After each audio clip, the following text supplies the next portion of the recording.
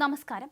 ഇന്ത്യയും യൂറോപ്യൻ യൂണിയനും ദീർഘകാലമായി കാത്തിരുന്ന ഒരു സ്വതന്ത്ര വ്യാപാര കരാർ യാഥാർത്ഥ്യമാകാൻ പോവുകയാണ്. അടുത്ത ചൊവ്വാഴ്ച ന്യൂഡൽഹിയിൽ നടക്കുന്ന ഇന്ത്യ യൂറോപ്യൻ യൂണിയൻ ഉച്ചകോടിയിൽ ഇത് സംബന്ധിച്ച പ്രഖ്യാപനം ഉണ്ടാകുമെന്നാണ് കരുതപ്പെടുന്നത്.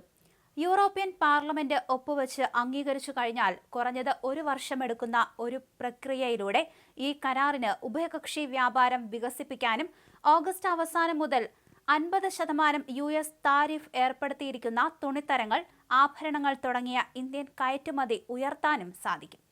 ആഗോള വിപണിയിലെ പ്രവേശനം ഉറപ്പാക്കാനുള്ള ഇന്ത്യയുടെ ശ്രമത്തിന്റെ ഭാഗമായി രാജ്യത്തിന്റെ 4 വർഷത്തിനുള്ളിലെ 9ാമത്തെ കരാറായിരിക്കും ഇത്. യൂറോപ്യൻ യൂണിയനെ സംബന്ധിച്ചിടത്തോളം ഈ കരാർ വിതരണ ശൃംഖലയിലെ വൈവിധ്യവൽക്കരണത്തെ പിന്തുണയ്ക്കുകയും ഇക്കാര്യത്തിൽ ചൈനയെ ആശ്രയിക്കുന്നത് കുറയ്ക്കുകയും ചെയ്യും. അതേസമയം ഇന്ത്യയുടെ അതിവേഗം വളരുന്ന $4.2 ട്രില്യൺ സമ്പദ് വ്യവസ്ഥയെ പ്രയോജനപ്പെടുത്തുകയും ചെയ്യുന്നുണ്ട്. 2024-25 മൊത്തം ഉഭയകക്ഷി ചരക്ക് സേവന വ്യാപാരം $190 ബില്യൺ കവിഞ്ഞതോടെ US-നും ചൈനയ്ക്കും ഒപ്പം ഇന്ത്യയുടെ മുൻനിര വ്യാപാര പങ്കാളികളിൽ ഒന്നാണ് European union.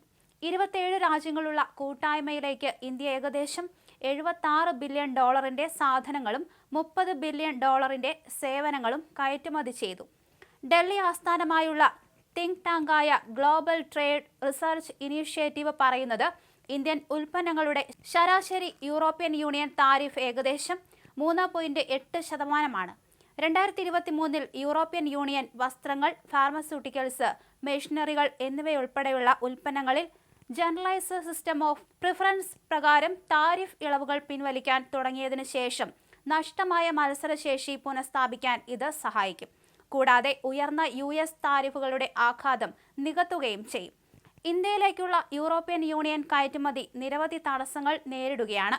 ഓട്ടോമൊബൈലുകൾ, auto parts, chemicals, plastic എന്നിവയ്ക്ക് തീരുവകൾ കൂടുതലാണ്.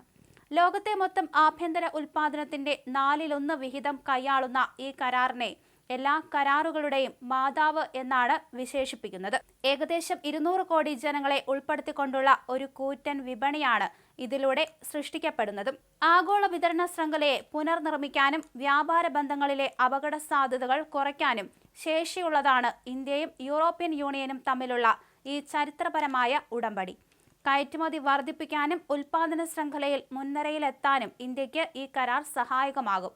ക്ലീൻ എനർജി, ഫാർമസ്യൂട്ടിക്കൽസ്, ഡിജിറ്റൽ സേവനങ്ങൾ തുടങ്ങിയ മേഖലകളിൽ കരാർ വലിയ മാറ്റങ്ങൾ സൃഷ്ടിച്ചേക്കുമെന്നാണ് വിദഗ്ധരുടെ വിലയിരുത്തൽ. 2007 തന്നെ കരാറിനെ സംബന്ധിച്ച ചർച്ചകൾ തുടങ്ങിയിരുന്നുവെങ്കിലും നടപ്പിലാക്കുന്നതിൽ തടസ്സം നേരിടുകയായിരുന്നു. നിലവിൽ India European union trade and technology council വഴി നിർണായക സാങ്കേതിക വിദ്യകളിലും വിതരണ ശൃംഖലകളിലും ഇരുവിഭാഗവും സഹകരണം ഉറപ്പാക്കുന്നുണ്ട്. 2023 ചരക്ക് വ്യാപാരം €124 ബില്യൺ, സേവന വ്യാപാരം €60 ബില്യൺ എത്തി ചരിത്ര നേട്ടം കൈവരിച്ചിരുന്നു. എങ്കിലും കരാർ പൂർത്തിയാക്കാൻ ചില തടസ്സങ്ങൾ ഇനിയും മറികടക്കേണ്ടതുണ്ട്. ഓട്ടോമൊബൈൽ, വൈൻ, സ്പിരിറ്റ് തുടങ്ങിയവയുടെ ഇറക്കുമതി തീരുവ കുറയ്ക്കണമെന്ന് യൂറോപ്യൻ യൂണിയൻ ആവശ്യപ്പെട്ടിട്ടുണ്ട്. വിദഗ്ധ തൊഴിലാളികൾക്ക് വിസ നൽകുന്നതിലും യാത്രാ സൗകര്യങ്ങളിലും ഇളവ് വേണമെന്നാണ് ഇന്ത്യയുടെ ആവശ്യം. കൂടാതെ പരിസ്ഥിതി മാനദണ്ഡങ്ങൾ, പൊതുസംഭരണം, നിയന്ത്രണങ്ങളുടെ ഏകീകരണം തുടങ്ങിയ കാര്യങ്ങളിലും ചർച്ചകൾ തുടരുകയാണ്. ഏകദേശം 200 കോടി ജനങ്ങളെ ഉൾപ്പെടുത്തിക്കൊണ്ടുള്ള ഒരു വിപണിയാണ് ഇതിലൂടെ സൃഷ്ടിക്കപ്പെടുന്നത്. എന്തായാലും ആഗോള വിതരണ ശൃംഖലയെ പുനഃസ്ഥാപിക്കാനും വ്യാപാര ബന്ധങ്ങളിലെ ഇത്തരത്തിലുള്ള അപകട സാധ്യതകളെല്ലാം കുറയ്ക്കാനും ശേഷിയുള്ളതാണ് ചരിത്രപരമായ ഈ ഉടമ്പടി എന്ന് വേണം പറയാൻ.